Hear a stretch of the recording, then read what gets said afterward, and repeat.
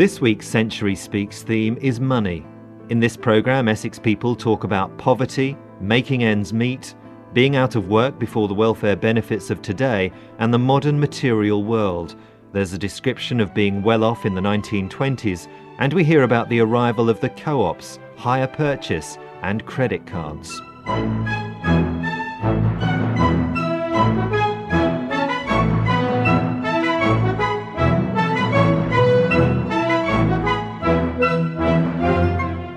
Every day is Christmas for the kids today. There's no sort of looking forward to something. People tell me that they're worse off today than we were. I say, look down the streets, tell me how many cars you see. Tell me how many televisions you see. When do you see the kids walking to school? They're in their cars to go to school, be it 50 yards, 100 yards. Kids talk about going away on holidays to the Bermuda, going to the West Indies.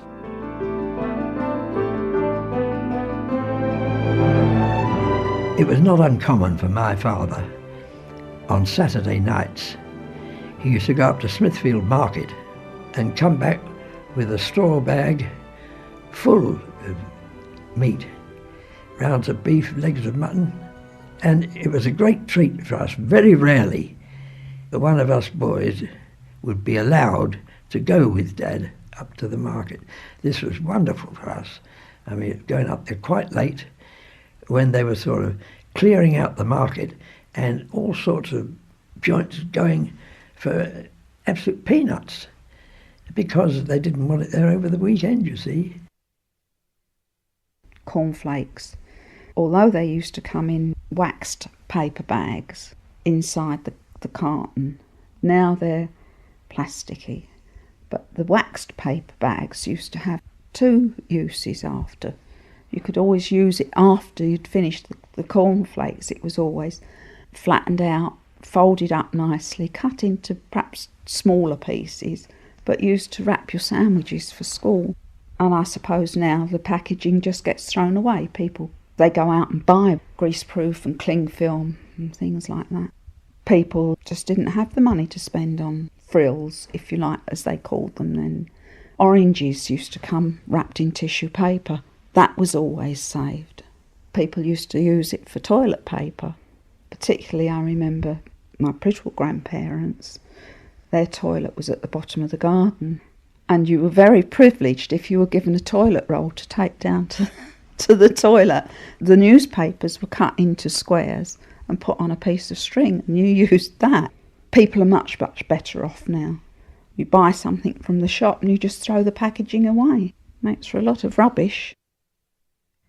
As for making ends meet, well, I've seen my dad come home from his office with a bit of leather, and in the morning, before he went to work, he'd have his breakfast, put the leather into soak, go off to work, and then when he came back, he would have his supper and probably be exhausted because he had a pretty testing job. I mean, he had a responsible job.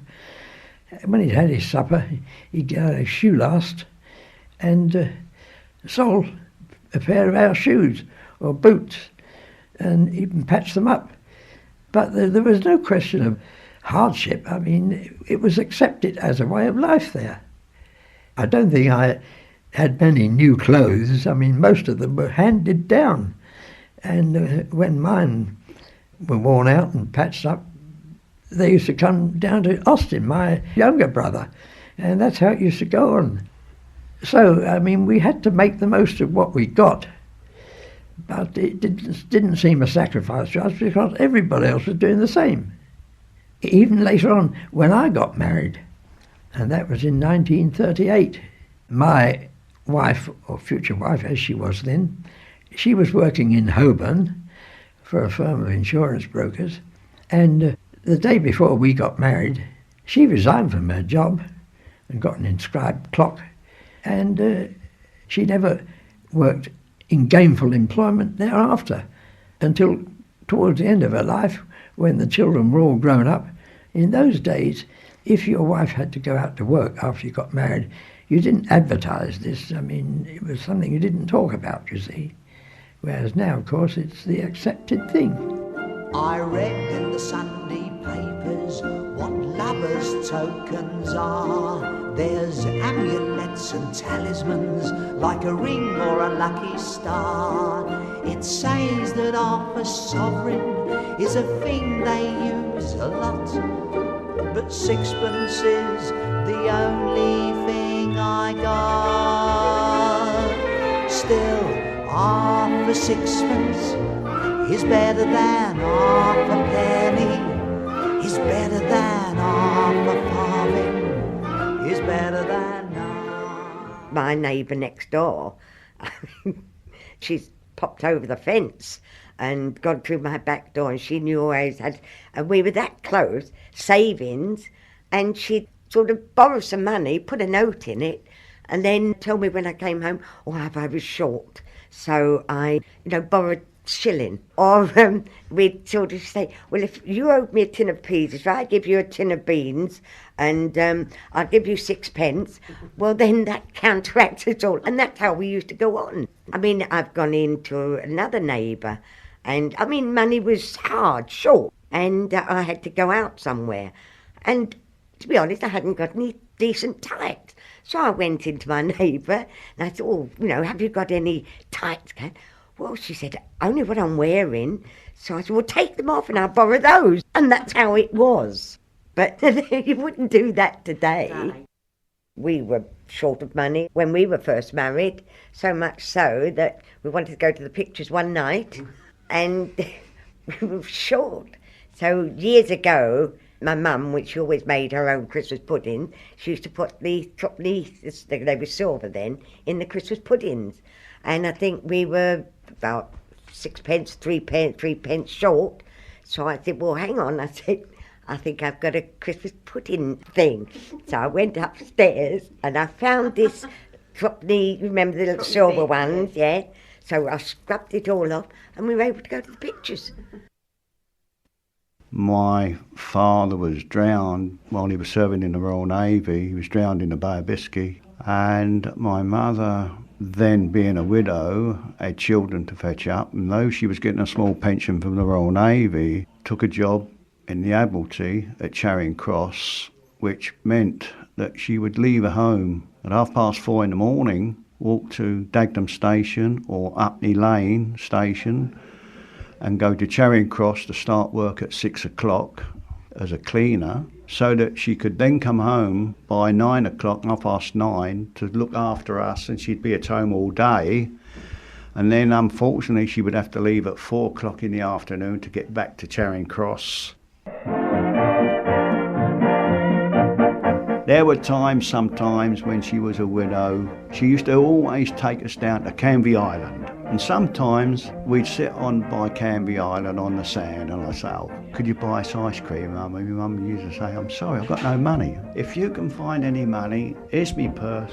And this day I asked her and she started a few tears.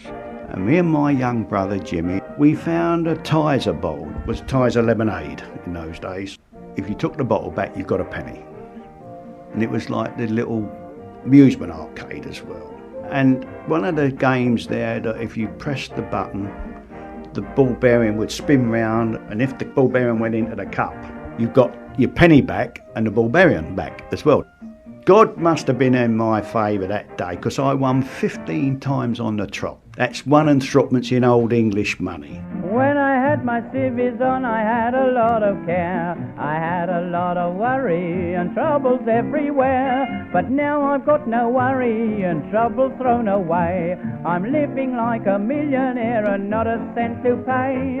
I've got 6pence, jolly, jolly 6pence. I've got 6pence to last me all my life. I've got 2pence to spend and 2pence to lend and 2pence to send unto my wife. It was burning a hole in my pocket. I wanted ice cream, I was going to buy lemonade, and I was going to, me and my brother, we was going to, what we was going to do with this 1 and threepence. And I went to Mum and I said to my mum, and she was still sitting on the beach as if she owned the beach, dressed up to the nines, never had 8p in her purse, would never let anybody know that she was hard up. She had a favourite saying, once I close the front door, I can eat dry bread and nobody knows. And I said, look, Mum, I've got 1 and threepence. And she said, where did you pinch it? Like straight away, she thought, where'd you get... And when I explained, well, me and my brother, we had a dinner each, that was a piece of fish and chips each, and me mum. We had ice cream each, and where we live, you had to buy a bucket of water because there was no water in the chalet. You had to go to a place called the Halfway House, and you bought a bucket of water for a penny. So we had 3 fish and chips dinners, was 9p, an ice cream a penny each, that was a shilling, a penny bucket of water, and we had tuppence left over. Now that's living.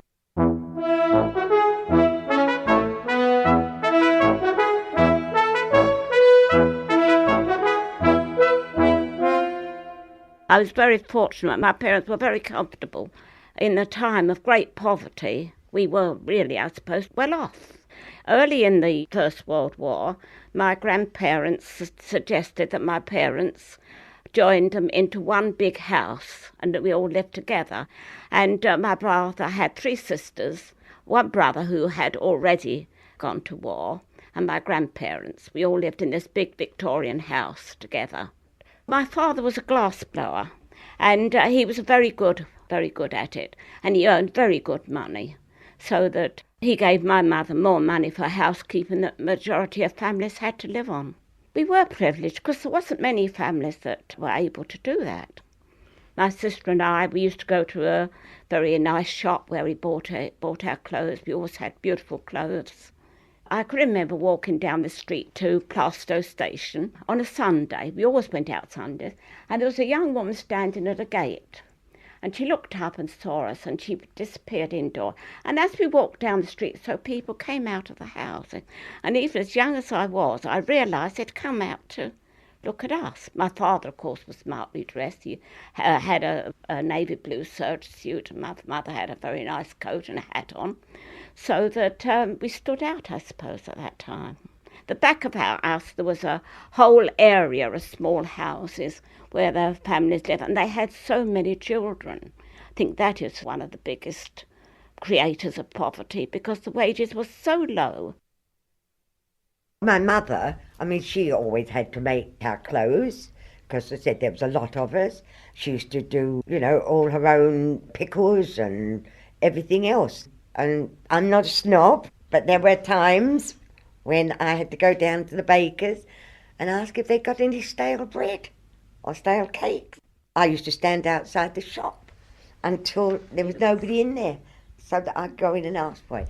I didn't like that, and I know for a fact she's pawned things to make ends meet, because Dad was the same as your dad, ship's carpenter. And there were times when he was out of work, and times were very, very hard. Sometimes there wasn't no work, He wouldn't have to go for the afternoon. Perhaps the next day there wouldn't be no work at all. That's how it was. So my mum used to, she'd go out and do somebody's washing, be a day's work. And then she would, perhaps somebody would ask her if she'd look after them when they had a baby. So they didn't go away to hospital. Well, they didn't much them days, did they? And she would earn money. My grandfather I had this pub, and he used to give her a bit, because she went up there every night to serve in the pub. But I only had 4 brothers, and me was only 5 of us, you see, so it wasn't too bad for us. But my mum has had to do what Ivy said, pawn, now and again, if he had a bad week. And I know she's had to go round the butcher's and ask for a bag of bones to make a stew, because, things were bad. Because as we got bigger then and went to work, it got easier.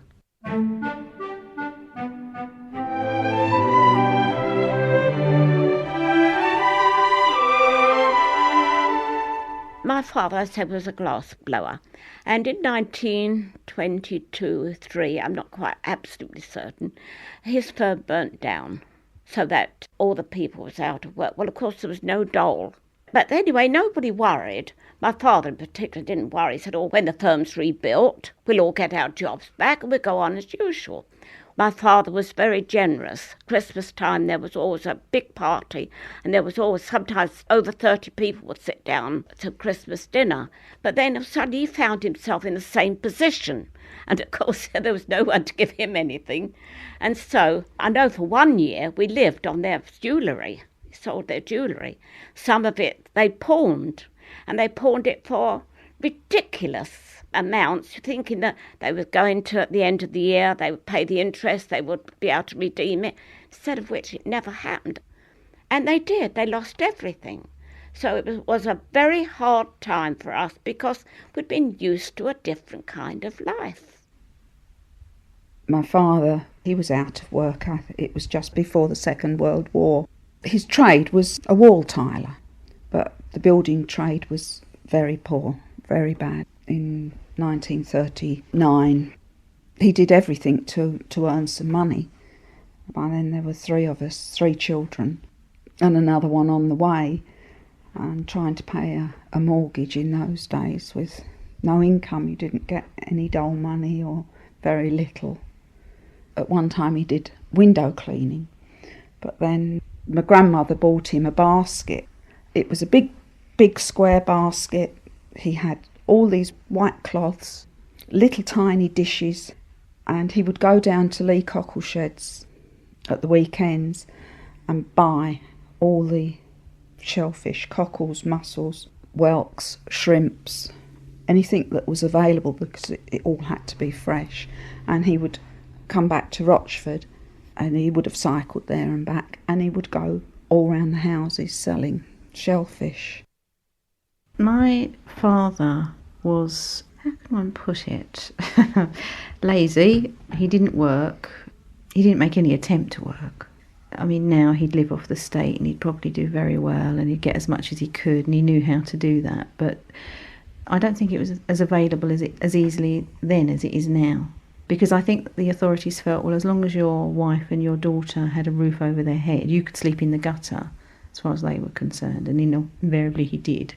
I know we hear a lot of people moan about, the DSS, is it now? It used to be DHSS. But I think, in general, from what I see now, you can get many, many things now that you could never get before. He would get a job and it would last 2 days. So there was never any regular money coming in. There was never any regular food coming in. Every time we were homed, because he wouldn't pay the rent, we were then thrown out of that home. So my mother and I found ourselves in hostels run by nuns and Salvation Army, and quite regularly, at night, knocking on their door and saying, could we have a bed for the night? Because she had me, invariably they found her somewhere. Had she not had me, I don't think they would have. They would have just let her fend for herself. But of course my father was never allowed in any of these places because they were only ever for women. He had to go to the men's hostel if he wanted a roof over his head, which I'm sure he probably did. We just lived by our wits, really. And my mother wasn't a very well person. She was a very sick person. And I used to find myself pushing her around in a wheelchair. It was hard. It was very hard growing up that way. But in saying that, I didn't know any different. I thought for a long time that everybody did this. Everybody travelled around. Everybody got thrown out of flats and houses and had their homes and things repossessed, But I learned afterwards that they didn't. It was just quite unique to me in some respects. There was never any money that was what I would call now lying around the house money. For instance, my daughter could say to me, can I have £1 tomorrow for Red Nose Day? And I could say, here's £1. My mother never had any money in a purse. And if she did, it was pennies, the old pennies and halfpennies. And my father didn't drink, strangely enough, but he did smoke and he did gamble. And I can remember him coming home once and he'd won £20. And I remember thinking, my God, £20, car, could buy a house with £20 because when you're that little, £20 is a lot of money.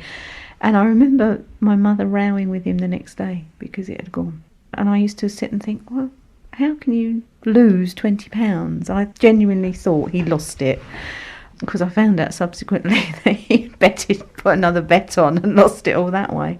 There was no such thing as a bank account or a savings account or any account, come to that.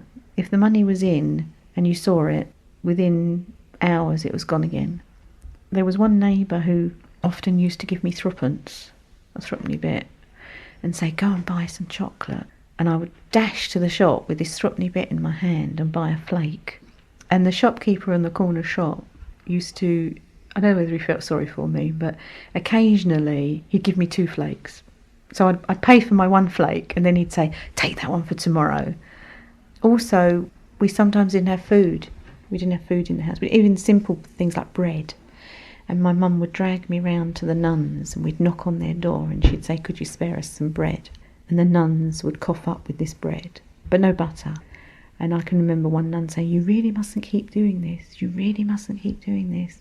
And then 2 weeks later, we'd be back there doing it again. I can remember well when the first co-op was opened in Ilford. This is when I was at school in 1910, 1912. There's a shop called the Co-op in the High Street. By gum, it's a great idea. For out of what you spend, you get a dividend 3 times every year. When Ma takes 2 shillings for a share, she shouts, feeling like a millionaire, she does. And this was my first childhood experience of what I regarded as a big shop, you see. In the Co-op, they had the bakers, they had the butchers, the greengrocers, all the different sections. And it was almost opposite St Peter and Paul's School, you see. So, I mean, at lunchtime, sometimes it was our job to go to the Co-op and get the bread. We were given the money before we left home in the morning. We were to get the bread on the way home for lunchtime, pick it up at the Co-op, make sure you get your ticket and the number. You give your number, you get the ticket, and you had to bring the ticket back with you. As soon as you got in, Mother took the ticket, you see, and put it in a big tin on the mantelpiece, all the tickets as they came. Every now and again, the time came up for the divvy, and this was one of the big days for my dad, I remember, because he used to, when he got the opportunity, he always went through these tickets, you see, some of them quite small amounts, but he always sort of kept a running total in his head, and he knew approximately by the time it came to the end of the quarter or whatever it was, how much his divvy was going to be approximately. Then when the divvy came, I'm sure this is when he, went out and bought the odd pair of shoes and boots for the children and that. He was always glad to have it, in other words. It wasn't a done thing in those days for the husband to tell the wife how much he earned. So my mother never knew how much my dad earned. And my father gave my mother her money every week, and that was it. She had to manage on that. My mum had weekly tallymen coming round because with the money that he gave her, she couldn't afford to go out and buy anything. She had to do it on the knock, as we used to call it, or on the knocker. It's a bit like the women who have these catalogues now, these weekly and monthly payments on catalogues. But in those days, it was a tallyman, and he used to knock at the door, and my mum used to pay him a few pence or a shilling a week, and she'd be able to buy some clothes. But it'd all be on the, on the HP, if you like. She'd pay for it in instalments. And I always remember that at the time, if he knocked at the door and I opened it and I shouted his name down to my mum, it's Mr. So-and-so, I used to get a slap round the ear off for that because my mum didn't want anybody else to know in the street that she was actually having a tallyman.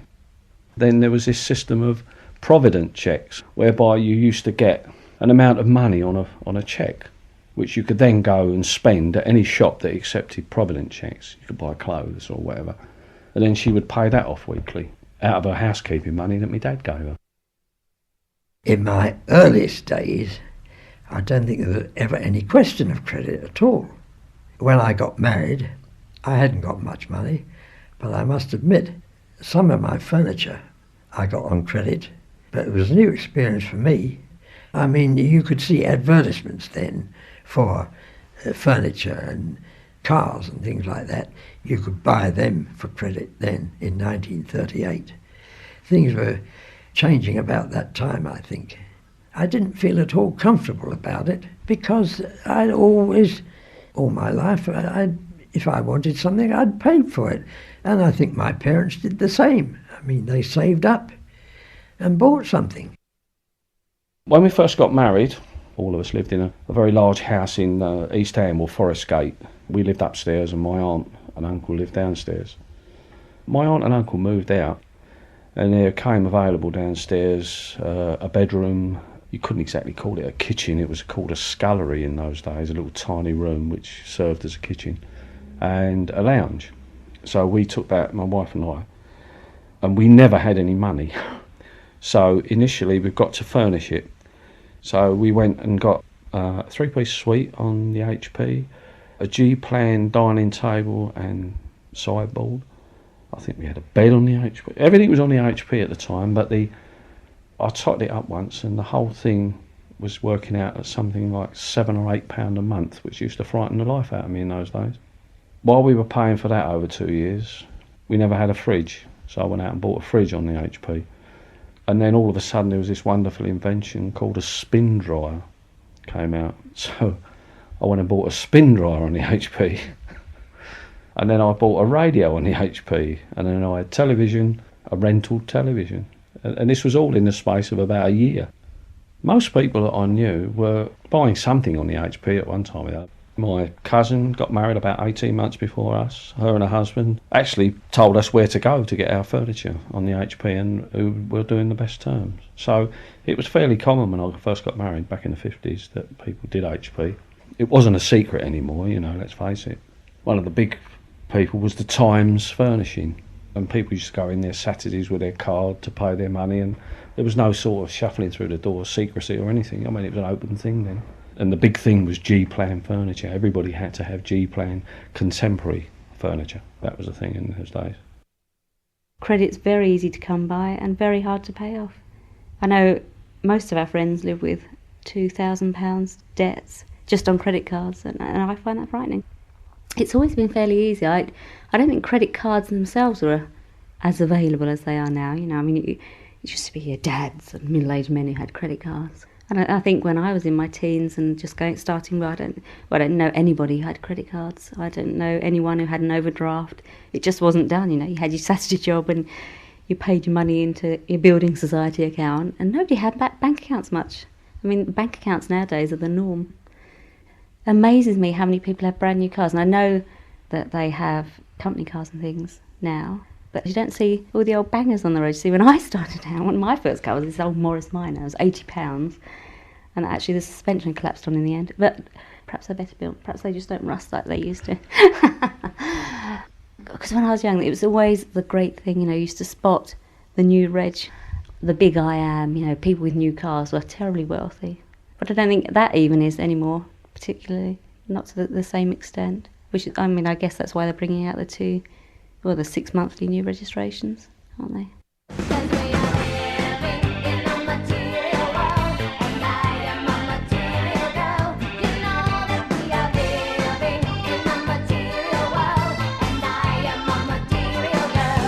I've got 2 children now who I try not to let become materialistic, but unfortunately they've got lots of friends who want designer clothes and things like that. I think if I was 9 now, it would be a whole new world. It would be entirely different. Because I think it's a fact. We live in a materialistic world where young people want everything they see because it's there. They can see it. You only have to turn the television on, go out in the street. They see it. And why shouldn't they want it? We didn't have materialistic things when I was 9. You didn't have Reebok jumpers and Nike shoes, and you had shoes and socks and whatever was there, you know.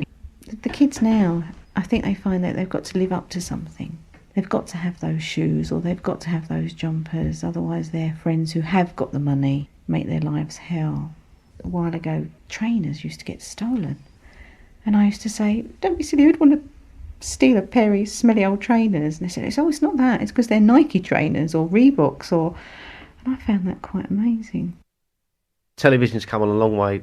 Marketing, people have done a great job of marketing the product. For example, you get it splashed in your face, you hear it on the radio, etc., etc. And then what do they want? The kids want it. I want that, you know, or on sweet packets, whatever. It's come a long way forward, you know, so you see much more, hear much more, and it's getting worse. What we do, we try to make the children save up a little bit of pocket money for themselves. So if they want to buy something themselves, they know they've had to wait a while to get this. You know, if something's like £20, they've only got 9 or 10 at the time. They will try to get that extra out of you, and you might think, no, we'll let them wait. It's good for them to wait because they actually appreciate money, and that's what it's about. Because if you give a child everything every time, I think that's going to make them to grow up and not respect how much things cost, and perhaps get greedy and get selfish within themselves. So you're trying to mould and build your children. So it's difficult, but you do have to draw a line, and we do.